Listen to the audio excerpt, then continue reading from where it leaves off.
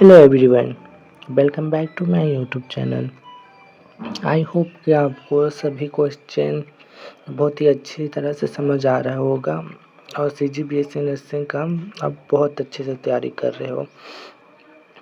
मैं भगवान से दुआ करूँगा आपको गवर्नमेंट कॉलेज मिल जाए और आपको बेस्ट स्टडी मटेरियल भी मिले कॉलेज में। तो आपको गवर्नमेंट कॉलेज ही चाहिए तो आप अच्छे से पढ़ाई कीजिए और एक एक क्वेश्चन जो मैं दे रहा हूँ ना उससे एक भी मिस ना करें, सभी क्वेश्चन को पूरा करें ताकि आपको एग्ज़ाम में कोई प्रॉब्लम नहीं हो। तो चलिए हम आपके लिए न्यू क्वेश्चन और लेके आ गए हैं बायोलॉजी, फिजिक्स और केमिस्ट्री के। तो आप एक एक क्वेश्चन ध्यान से देखिएगा सभी क्वेश्चन को। तो बायोलॉजी से स्टार्ट करते हैं और प्लीज़ चैनल पर नए हो तो चैनल को सब्सक्राइब कर देना और अपने सभी दोस्तों के साथ शेयर करना। तो चलिए क्वेश्चन पे चलते हैं। जब कोई गुण एक से अधिक विपरीत जोड़ों एलीन द्वारा संचालित होता है तो उसे कहते हैं, क्या कहते हैं? जल्दी बताओ, इसका टाइम दे रहा हूँ थोड़ा। तो इसका आंसर होगा पहला, बहुविकल्पता। नेक्स्ट क्वेश्चन, इनमें से कौन यौन संबंध गुण है? कौन सा होगा यौन संबंध गुण? तो इसका आंसर हो जाएगा पहला। हीमोफीलिया किस तरह की बीमारी है? हीमोफीलिया किस तरह की बीमारी है? वंशागत रोग, प्रभावी लक्षण, एक्स गुणसूत्र सहलन रोग, ये तीनों होंगे, इनमें से सभी होंगे ना। चौथा आंसर होगा सभी होंगे। नेक्स्ट, किसी परिवार की अनेक पीढ़ियों के लक्षणों का विश्लेषण कहलाता है, क्या कहलाएगा? विश्लेषण। वंशावली विश्लेषण आपका आंसर होगा पहला। एक एक क्वेश्चन सभी ध्यान से देखिएगा। नेक्स्ट क्वेश्चन, क्रॉसिंग ओवर इनमें से किस अवस्था में होता है? किस अवस्था में होता है? तो इसका आंसर होगा फर्स्ट, पैकिटिन। नेक्स्ट, मेंडल के प्रयोगों में विपरीत लक्षणों की जोड़ी को क्या कहते हैं? क्या कहेंगे? जोड़ियों को क्या कहते हैं? तो आपका आंसर होगा चौथा, एलील। नेक्स्ट क्वेश्चन, एक गुणसूत्र पर स्थित जीन्स है तो आंसर इसका क्या होगा? आंसर इसका होगा चौथा, लिंग सहलन जीन। युग्मन एवं विषम के सिद्धांत को किसने प्रतिपादित किया? तो इसका आंसर हो जाएगा सेकंड, बेटेंसन एवं पैटेन। नेक्स्ट, मेंडल ने प्रस्तावित किया है, क्या को प्रस्तावित किया है? मेंडल ने क्या को प्रस्तावित किया? आनुवांशिक के नियम याद रखिए। मेरा ना गला थोड़ा दर्द हो रहा है तो प्लीज़ बोलने में थोड़ा दिक्कत होगा तो इग्नोर कीजिएगा। गला में दर्द है तो भी मैं आपके लिए वीडियो ही बना रहा हूँ, तो प्लीज़ थोड़ा देख लीजिएगा, एडजस्ट कर लीजिएगा। नेक्स्ट क्वेश्चन, समबुद्धा की खोज किसने की? समबुद्धा की खोज किसने की? तो आपका आंसर हो जाएगा पन्ने ने। आपका आंसर होगा तीसरा। मशहूर वैज्ञानिक मेंडल मुख्यतः जाने जाते हैं, आपने क्यों जाना जाता है? तो इनका आंसर हो जाएगा तीसरा, मटर के पौधे के कार्य हेतु एवं आनुवंशिक के नियमों हेतु जाने जाते हैं ना। नेक्स्ट क्वेश्चन, स्त्री मनुष्य में कौन गुण से सूत्र होंगे? तो इसका आंसर हो जाएगा पहला 44 प्लस XX। याद रखिएगा।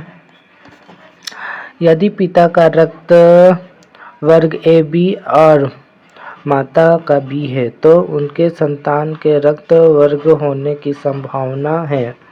कितना संभावना है? 50%। याद रखिएगा 50% ही होगा। एक संकरण का जेनोटिपिक अनुपात क्या है? एक संकरण का जेनोटिपिक अनुपात क्या है? तो इसका अनुपात होगा पहला 1:1।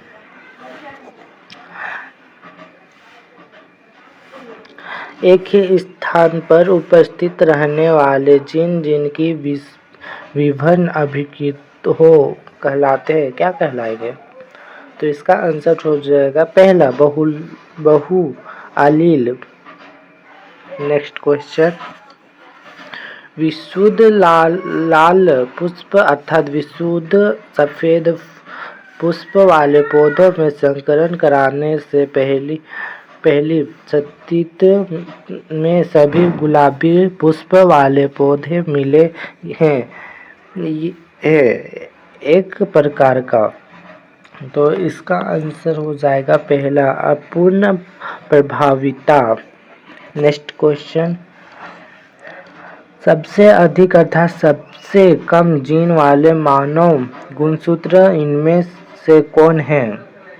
तो इसका आंसर हो जाएगा फर्स्ट गुणसूत्र 21 एवं Y। इनमें से कौन वृश्चिक सामान्य रक्तदाब समूह है? ये तो बहुत इजी क्वेश्चन है, बहुत इजी। तो इसका आंसर हो जाएगा O, चौथा आंसर। दक्ष कोशिका 88% करता है। तो इसका आंसर क्या होगा? जल्दी जल्दी आप कमेंट में बताओ। एक का तो आंसर बता दो। सहप्रभाविता आपका आंसर होगा तीसरा। नेक्स्ट क्वेश्चन,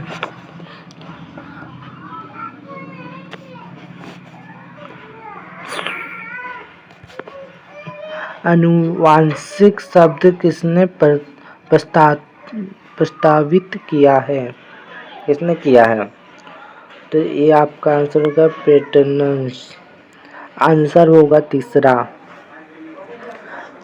बायोलॉजी कंप्लीट हुआ। अब हम चलते हैं फिजिक्स की ओर। निम्नलिखित में से किसकी चुंबकशीलता अधिक होती है? ये बहुत इजी क्वेश्चन, बहुत इजी। निम्नलिखित में से किसकी चुंबकशीलता अधिक होती है? तो इसका आंसर होगा लोह चुंबकीय के।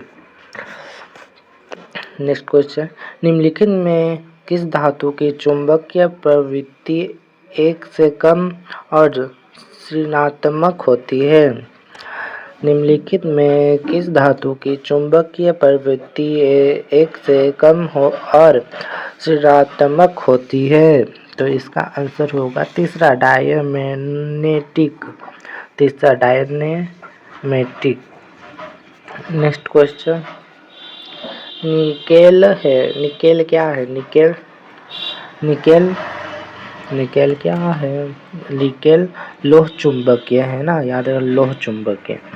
नेक्स्ट क्वेश्चन, पृथ्वी की विषुवत रेखा पर निर्बाध लटकी चुंबकीय सुई क्या होगा? पृथ्वी की विषुवत रेखा पर निर्बाध लटकी चुंबकीय सुई, इसका आंसर होगा सेकंड क्षैतिज रहती है, छेदित रहती है। दूसरा आंसर होगा। विद्युत चुंबकीय बनने के लिए पदार्थ में होनी चाहिए, क्या होनी चाहिए? पदार्थ में क्या होनी चाहिए? इसका आंसर बताइए जल्दी जल्दी कमेंट में। उच्च चुंबकीय प्रवृत्ति। आंसर पहला उच्च चुंबकीय प्रवृत्ति, पहला आंसर होगा। नेक्स्ट क्वेश्चन, तांबा होता है, क्या होता है तांबा? तांबा क्या होता है? तो आपका आंसर हो जाएगा चौथा प्रतिचुंबकीय।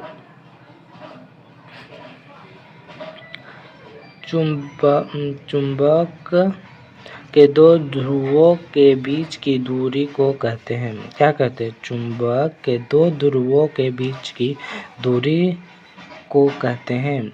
तो इसका आंसर हो जाएगा फर्स्ट चुंबकीय लंबाई। दूरी को चुंबकीय लंबाई कहते हैं। नेक्स्ट क्वेश्चन, एक प्रबल विद्युत चुंबक बनने के लिए कौन सी वस्तु बहुत अधिक उपयुक्त होगी? एक चुंबकीय विद्युत चुंबक बनने के लिए कौन सी वस्तु बहुत अधिक उपयुक्त होगी? तो इसका आंसर हो जाएगा चौथा नरम लोहा। चुंबकीय फ्लक्स का SI मात्रक। चुंबकीय फ्लक्स का SI मात्रक होगा, क्या होगा? सेकेंड वेबर सेकेंड होगा आंसर। नेक्स्ट, एक छड़ चुंबक के मध्य बिंदु से चुंबक की लंबाई रेखा पर स्थित किसी बिंदु पर एक छड़ चुंबक के मध्य बिंदु से चुंबक की लंबाई लंब रेखा पर स्थित किसी बिंदु पर क्या होगा? तो इसका आंसर हो जाएगा 10 सेकेंड। चुंबकीय विभव शून्य होता है। चुंबकीय विभव शून्य होता है। नेक्स्ट क्वेश्चन, एक तार जिसका चुंबकीय द्विध्रुव आघूर्ण m अर्थात लंबाई l है तो त्रिज्या r के अर्धवृत्त के आकार में मोड़ा जाता है। नया द्विध्रुव आघूर्ण क्या होगा? तो इसका आंसर हो जाएगा चौथा m1 नहीं 2m होगा चौथा आंसर। m चुंबकीय आघूर्ण वाले छड़ चुंबक को दो समान टुकड़े में तोड़ा जाता है तो प्रत्येक नए टुकड़े का चुंबकीय आघूर्ण क्या होगा? प्रत्येक चुंबकीय आघूर्ण क्या होगा? तो इसका आंसर हो जाएगा सेकेंड m2। नेक्स्ट क्वेश्चन, निवाद या हवा की चुंबकशीलता O का मान होता है तो इसका आंसर हो जाएगा पहला। यदि किसी चुंबकीय या मोटर की दिशा में इस प्रकार रखा जाए कि उसका उत्तरी ध्रुव उत्तर की ओर हो अर्थात उदासीन बिंदु की संख्या हो तो इसका हो जाएगा आंसर पहला 2। निम्नलिखित में से डायमेट्रिक कौन है? निम्नलिखित में से डायमैग्नेटिक कौन है? तो इसका हो जाएगा आंसर He चौथा। क्यूरी तापक्रम के ऊपर लौह चुंबकीय पदार्थ होता है। क्यूरी तापक्रम के ऊपर लौह चुंबकीय पदार्थ होता है, किसके ऊपर होता है? चौथा विद्युत रोधी पैरामैग्नेटिक फर्स्ट होगा। अनुचुंबकीय पदार्थ की चुंबकीय प्रवृत्ति है, क्या होगा प्रवृत्ति? स्थिर होगा ना, स्थिर। नेक्स्ट, द्रव और गैस क्या है? द्रव और गैस क्या है? लौह चुंबकीय पदार्थ नहीं होते हैं ना, देख लेना। दो समान चुंबक जिनमें प्रत्येक का चुंबकीय आघूर्ण m है परस्पर लंबवत रखे जाते हैं व एक क्रॉस का चिन्ह बनाते हैं। निकाय का परिणामी चुंबकीय आघूर्ण होगा, क्या होगा परिणामी आघूर्ण? तो इसका आंसर होगा तीसरा। आंसर तीसरा होगा। चुंबकीय बल रेखाएं चुंबक के किस ध्रुव से निकलती है? चुंबकीय बल रेखाएं चुंबकीय के किस ध्रुव से निकलती है? तो इसका आंसर हो जाएगा तीसरा, उत्तरी। याद रखना, उत्तरी। कोलॉइड विलयन में कोलॉइड कणों का आकार होता है। क्या होगा आकार? तो इसका आंसर हो जाएगा पहला। निम्नलिखित में किस धातु का निष्कर्षण मैकआर्थर विधि से किया जाता है? निम्नलिखित में से किस धातु का निष्कर्षण मैकआर्थर विधि से किया जाता है? तो इसका आंसर हो जाएगा फर्स्ट, ए और जी से। नेक्स्ट क्वेश्चन, किसी गैस के ठोस सतह पर अधिशोषण की मात्रा निर्भर करती है? किसी गैस के ठोस स्तर पर अधिशोषण की मात्रा निर्भर करती है? तो इसका आंसर हो जाएगा 4। उपयुक्त में सभी होंगे ना, सभी गैस के ताप पर, गैस के दाब पर, गैस की प्रवृत्ति पर, चारों पे, तीनों पे होंगे तो सभी होंगे ना। निम्नलिखित में कौन सी धातु प्रकृति में मुक्त अवस्था में पाई जाती है? निम्नलिखित में कौन सी धातु प्रकृति में मुक्त अवस्था में पाई जाती है? तो इसका आंसर हो जाएगा 4, प्लेटिनम। प्लेटिनम में होगा ना। एक एक क्वेश्चन आप अच्छे से ध्यान से देखते जाइएगा, एक भी क्वेश्चन मिस नहीं होना चाहिए। बाउन नियम गति का कारण है। बाउन नियम की गति का कारण क्या होगा? बाउन नियम की गति का कारण, तो इसका आंसर हो जाएगा आपका तीसरा, परिक्षेप माध्यम के अणुओं का कोलाइड कणों पर संघात। तो आपका आंसर होगा तीसरा। नेक्स्ट, ठोस पदार्थ पर किसी द्रव का परिक्षेपण कहलाता है। क्या कहलाएगा? परिक्षेपण। तो इसका आंसर हो जाएगा आपका दूसरा, जेल। नेक्स्ट, आइसक्रीम के निर्माण में जिलेटिन का उपयोग किया जाता है, क्यों? आइसक्रीम में जिलेटिन का उपयोग क्यों किया जाता है? जिलेटिन का उपयोग, तो इसका आंसर हो जाएगा तीसरा, जिलेटिन बर्फ के कणों का संकेंद्रण से रक्षण करती है ना, तीसरा आंसर। बादल, कोहरा, कुहासा, द्रव, गैस, कोलाइड, एरोसॉल है, धूम, स्मोक किस प्रकार का कोलाइड तंत्र है? किस कोलाइड का तंत्र है? तो इसका आंसर हो जाएगा पहला, ठोस गैस का ना। स्वयं संख्या सबसे कम होती है, तो इसका आंसर हो जाएगा आपका पहला, जिलेटिन में। कोहरा निम्नलिखित में से किस प्रकार के कोलाइडल सिस्टम का उदाहरण है? कोहरा निम्नलिखित में से किस प्रकार के कोलाइडल सिस्टम का उदाहरण है? तो इसका आंसर हो जाएगा आपका चौथा, द्रव का गैस में विलयन। तो आंसर होगा चौथा, याद रखिएगा। पृष्ठ पर किसी आणविक स्पीशीज के केंद्रीकरण की घटना कहलाती है। क्या कहलाएगी? पृष्ठ पर किसी आणविक स्पीशीज के केंद्र की घटना कहलाती है। क्या कहलाएगा? आपका आंसर होगा सेकेंड, अधिक शोषण। नेक्स्ट, आरोपित विद्युत क्षेत्र में कोलाइड कणों की गति कहलाती है। क्या कहलाएगी? गति।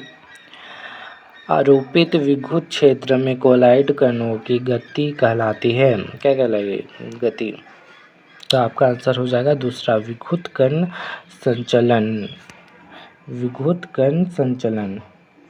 नेक्स्ट, निम्नलिखित में से कौन लायोफिलिक कोलाइड है? क्या होगा? इसका आंसर हो जाएगा आपका सेकंड, गोंद। टिंडल प्रभाव पाया जाता है। क्या में? टिंडल प्रभाव क्या में पाया जाता है? टिंडल प्रभाव आपका साल में पाया जाता है, साल। इसका आपका तीसरा आंसर। भौतिक अधिशोषण हेतु सही नहीं है। क्या सही नहीं है? भौतिक अधिशोषण हेतु सही नहीं है, तो इसका आंसर हो जाएगा आपका पहला। अधिशोषण ताप के साथ बढ़ता है, एक सही नहीं होगा ना। अधिशोषण सभी दिशाओं में उपयोगी है, सिवाय किसके? सिवाय अधिशोषण सभी दिशाओं में उपयोगी है, सिवाय किसके? तो आपका आंसर हो जाएगा सेकंड, सामग्री उत्प्रेरण में। नेक्स्ट क्वेश्चन, किसके द्वारा दूध को कुछ समय के लिए सुरक्षित किया जा सकता है? किसके द्वारा सुरक्षित किया जा सकता है? तो आपका आंसर हो जाएगा सेकंड, फॉर्मल्डिहाइड विलयन के सहारे। नेक्स्ट क्वेश्चन, कौन सा कथन रसोशोषण हेतु प्रयोज्य नहीं है?